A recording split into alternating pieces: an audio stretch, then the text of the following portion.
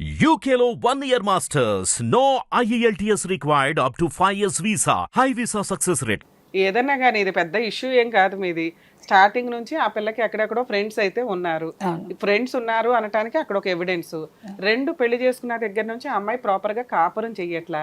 Every 10 to 15 డేస్కి ఎటువంటి reason లేకుండా కాపురాన్ని వదిలేసి వెళ్ళిపోతుంది. హెరేస్ చేశారు అని ఇప్పుడు వాళ్ళు ఏమైనా ఫ్లేట్ ఫిరాయించడానిక లేదు. వాళ్ళ అమ్మ ఆల్రెడీ క్లియర్గా ఒప్పుకుంటుంది. మీరు ఎక్కడ ఏమీ పని లేదు, తినటం ఆ చేతులు కడుక్కోవడం ఇంతే మా అమ్మాయికి ఉన్నది. ఒంటరిగా ఉండలేక వచ్చేస్తుందేమో అని.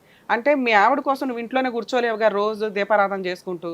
నీకున్న ఆప్షన్ నువ్వు డ్రైవింగ్కి వెళ్ళాలా, రూపాయి సంపాదించుకురావాలి, ఇల్లు నడిపించుకోవాలి. సో ఆవిడ ఒంటరితనం ఫీల్ అయిపోయి ఇంటికి వెళ్ళిపోతుంది. రెండు, అమ్మాయికి అసలు ఇక్కడ ఉండడం ఇష్టం లేదు.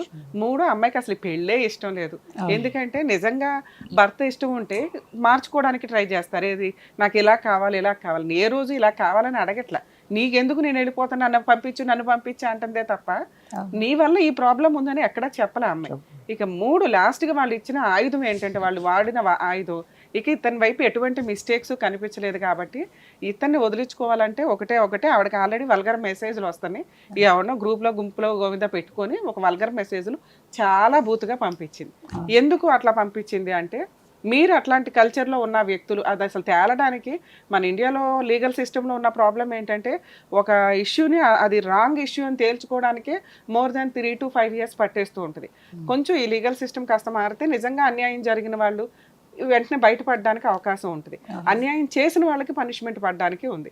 ఇక్కడ మీ దృష్టిలో మీరేంటి, మేమే బాధితులం అండి, ఇట్లా ఒక ఫాల్స్ కేసు వేసేసింది, పోలీసులు మా ఫోన్లు మాకు ఇచ్చేశారు అంటేనే అక్కడ అందులో ఎటువంటి ఎవిడెన్స్ లేదని. పోలీసులు ఆ ఫోన్ ఎందుకు ఉంచుకుంటారు అంటే ఎవిడెన్స్లు ఉంటే కనుక ఫోను అదొక ఎవిడెన్స్ డాక్యుమెంట్ కింద దాన్ని ఉంచేస్తారు, ఫోన్ సీజ్ చేసి పెట్టేసుకుంటారు.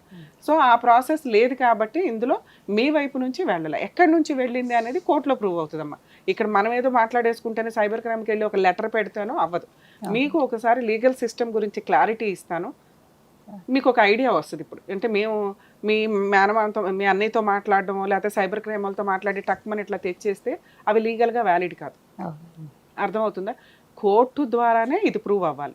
ఒక ఫాల్స్ కేసు వేసినప్పుడు మీకున్న అవకాశం ఏంటంటే అది ఫాల్స్ కేసు అని ప్రూవ్ చేసిన తర్వాత వాళ్ళ మీద డిఫామేషన్ కేసు వేసే అవకాశం ఉంది. ఎందుకంటే ఇతని క్యారెక్టర్ పడిపోయేలాగా ఒక ఫాల్స్ కేసు ఫైల్ చేసి తిప్పింది. 3 to 5 years తిరుగుతున్నట్లే లెక్క కదా. సో ఇప్పుడు దీన్ని ఇట్లా అదే ఇప్పుడు వాళ్ళు కూడా వచ్చి అమ్మ ఇది రాంగు, మరి మీ ఇద్దరు ఏదో కాపురం రాకపోతే సెటిల్ చేసుకోండి, మ్యూచువల్ డైవర్స్కి ఇగో ఇంత కాంపెన్సేషన్ ఇస్తాడు అని ఇది స్టేజ్ మీద వాళ్ళు కూడా ఉంటే నేను ఇక్కడే సెటిల్ చేసి మేము ఉన్నంతలో మీకు ప్రాబ్లమ్ సాల్వ్ చేసేవాళ్ళం, కేసులు విత్డ్రా చేయించేవాళ్ళం. ఇక్కడ ఆపోజిట్ వాళ్ళు లేరు. రెండు, వాళ్ళు రావడానికి రెడీగా లేరు. మూడు, వాళ్ళు డైవర్స్ ఇవ్వడానికి రెడీగా లేరు. సో డైవర్స్ ఇవ్వడానికి రెడీగా లేనప్పుడు ఇంకెక్కడికి వాళ్ళు రారు. వాళ్ళకున్న ఒకే ఏంటంటే పేరుకి భర్త ఉండాలా, నడిచిపోవాలి అట్లాగా, మిగతావా ఆల్రెడీ నెల మెయింటెనెన్స్ వస్తే చాలు. ఈ కల్చర్లో వాళ్ళు ఉన్నారు. ఇలాంటి వాళ్ళ దగ్గర నుంచి బయటపడాల్సిన బాధ్యత మీకు మాత్రమే ఉంది, అవసరం మీది.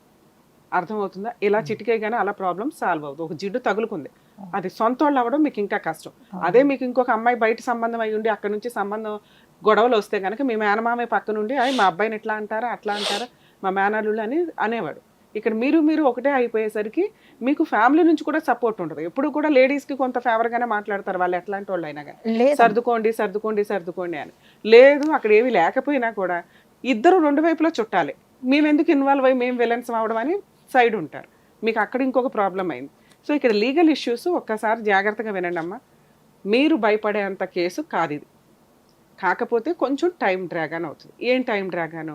మీ అమ్మగారు ఏదైతే అడిగారో ఈ ఎవిడెన్స్ మాకు కావాలి అని, ఆ ఎవిడెన్స్ని ప్రూవ్ చేయాల్సింది వాళ్ళే. ఇది పలానా ఐడి నుంచి వచ్చింది, ఈ ఐడి ఈయన క్రియేట్ చేశాడు, ఈయన ఫోన్ నెంబర్ నుంచి. అర్థమవుతుందా? ఒకవేళ వాళ్ళు ప్రాపర్గా ప్రూవ్ చేసుకోకపోతే కేసు డిస్మిస్ అవుతుంది.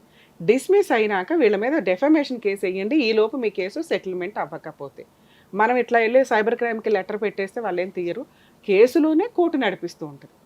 రెండు, ఈలోపు మ్యాటర్ సెటిల్ అయింది అనుకోండి, లోక్ అదాలత్లో పెట్టి ఆ కేసు క్లోజ్ చేసుకుంటారు. ఆ కేసు క్లోజ్ చేసుకుంటారు, మిగతా 2 కేసులు కూడా క్లోజ్ చేసుకుంటారు. ఇక 498 కేసు విషయానికి వచ్చి ఇది కూడా వేసేసే హక్కు లేడీస్కి ఉంది కాబట్టి వాళ్ళు వేసేస్తారు. వేసిన తర్వాత మీకు ఇందులోనూ ఆ క్రిమినల్ కేసులోనూ అడ్వకేట్ కావాలి. ఆ అమ్మాయి వేసే కేసులు వాళ్ళ ఊరిలోనే వేసుకుంటుంది. మీకు ఇక్కడ ఇంకొక భయం ఏంటంటే మేము అక్కడ లోకల్ కాదండి, మేము హైదరాబాద్ నుంచి వెళ్ళాల్సి వస్తుంది, అక్కడేమో వాళ్ళు ఏదైనా ఒకటే అయిపోతారేమో అని మీ భయం. అలా నమ్మకుండా ఉంటే అవ్వదు కదా. ఇప్పుడు ఒక లాయర్ మీకు నచ్చలేదు, కరెక్ట్గా చెయ్యట్లేదని మీకు అనిపిస్తే ఇంకో లాయర్ను మార్చుకోండి. ఆ ఫీజెస్ రీజనబుల్గా మాట్లాడుకోండి ముందే. ఎందుకంటే ముందే బల్క్గా ఫీజు ఇచ్చి మళ్ళీ నచ్చలేదంటే ఇంకో చోటుకి వెళ్తే ఆ ఫీజులు వెనక్కి ఇవ్వరు. సో అక్కడ మీరు ఒక అడ్వకేట్ని పెట్టుకొని ప్రాపర్ వేలో, ఒకవేళ ఈ అడ్వకేట్కి వర్క్ తెలియదు అని మీకు అనిపిస్తే, లేదు ఫీజు ఎక్కువ ఉందని అనిపించిన, మీరు చేయాల్సిన పని గవర్నమెంట్ లాయర్ని అడిగే రైట్స్ మీకు ఉంటాయి. ఆ కేసుకి వెళ్ళినప్పుడు మీరు నుంచొని నాకు గవర్నమెంట్ లాయర్ని ప్రొవైడ్ చేయండి, నాకు ట్రాన్స్పోర్టే నేను సంపాదించేదానికి అయిపోతుంది నాకు అని గవర్నమెంట్ లాయర్ని అడగొచ్చు. నెక్స్ట్ డేట్లో కేసు ఉన్న రోజు ఆ అమ్మాయికి ఆల్రెడీ గవర్నమెంట్ లాయర్ ఉంటారు ఆ 2 కేసులు. మీరు గవర్నమెంట్ లాయర్ని అడగండి. వేరే వేరే అడ్వకేట్స్ని గవర్నమెంట్ అడ్వకేట్ కింద ప్రిఫేర్ చేసి గవర్నమెంట్ వాళ్ళకి శాలరీ ఇస్తారు, జ్యుడిషియరీ సిస్టమ్ వాళ్ళు. సో మీరు అడ్వకేట్ని అక్కడ మీరు ఎఫెక్ట్ చేయలేకపోతే, ఎందుకు గవర్నమెంట్ వాళ్ళని అంటున్నానంటే, ఒకటి మీకు ఫీజు కలిసి వస్తుంది, 2 వాళ్ళు కొంత హానెస్టీగా చేయడానికి అవకాశం ఉంటుంది, 3 ఒకవేళ ఏదైనా వీళ్ళు అటు ఇటు గవర్నమెంట్ వాళ్ళే ఉంటారు కాబట్టి సెటిల్మెంట్ మాట్లాడడానికి ఇంకొక అవకాశం ఉంటుంది. ఎందుకంటే వాళ్ళకి తెలిసిపోద్ది ఫాల్స్ కేసు ఇది, ఆ అమ్మాయికి ఏదైనా న్యాయం చేయాలంటే కాంపెన్సేషన్ ఏదైనా ఇప్పించాలి అని. సో మీకు ఫ్రీ అడ్వకేట్స్ వస్తారు. అక్కడికి వెళ్ళినప్పుడు కేసు ఉన్న రోజు మీరు అడిగితే. 2 498 కేసులో మీ అమ్మ, మీరు, మీ నాన్నగారు రెగ్యులర్గా ఏమీ వెళ్ళాల్సిన అవసరం లేదు. మీ అడ్వకేట్ ఆబ్సెంట్ పిటిషన్స్ వేస్తూ ఉంటే మీ అవసరం ఉన్నప్పుడే వెళ్ళండి.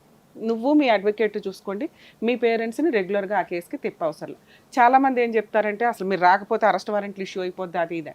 మీ తరపున ఒక రిప్రజెంటేషను ఆబ్సెంట్ పిటిషన్స్ వేస్తుంటే వారెంట్ ఇష్యూ అవ్వదు. 3 మెయింటెనెన్స్ కేసు.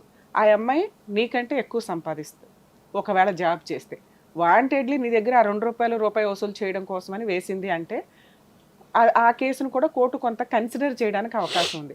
అమ్మ నీకు జాబ్ చేసుకునే అవకాశం ఉంది, అయినా నువ్వు 10,000 సంపాదించే అబ్బాయి దగ్గర 10,000 కావాలని అడుగుతున్నావు.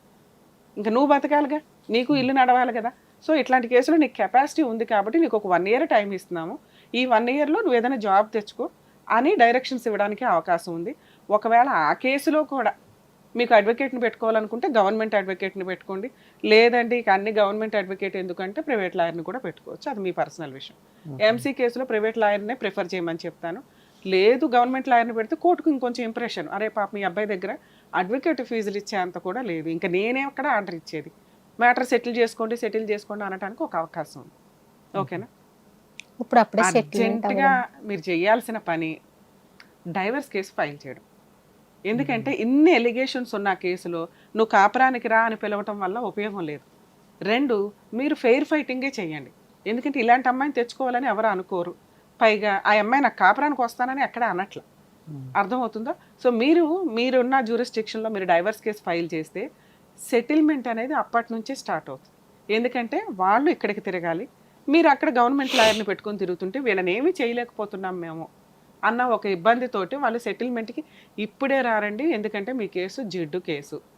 ఎందుకు రారో చెప్పా, ఎందుకంటే ఆ అమ్మాయికి ఇంకో పెళ్లి జరగదు, ఆవిడ క్యారెక్టర్ మీరు కనుక్కోలేదు కానీ ఊరంతా కనుక్కున్నారు, వాళ్ళకి ఒక క్లారిటీ ఉంది. సొంత మేనబావే వదిలేస్తున్నాడు అంటే ఇంకా బయట వాళ్ళు ఎక్కడ అడ్జస్ట్ అవుతారు? నెక్స్ట్ ఆ అమ్మాయికి సంబంధించి ఏ ఇన్ఫర్మేషన్ కావాలని నిన్ను అడిగితే ఎంత పంచాయతీ చెప్తావు, ఇదిగోండి 2 monthsలో ఎంత చేసింది అని. అర్థమవుతుందా? 2 months 2.5 months మ్యారిటల్ రిలేషన్లో 2 years సపరేషన్ కూడా జరిగింది.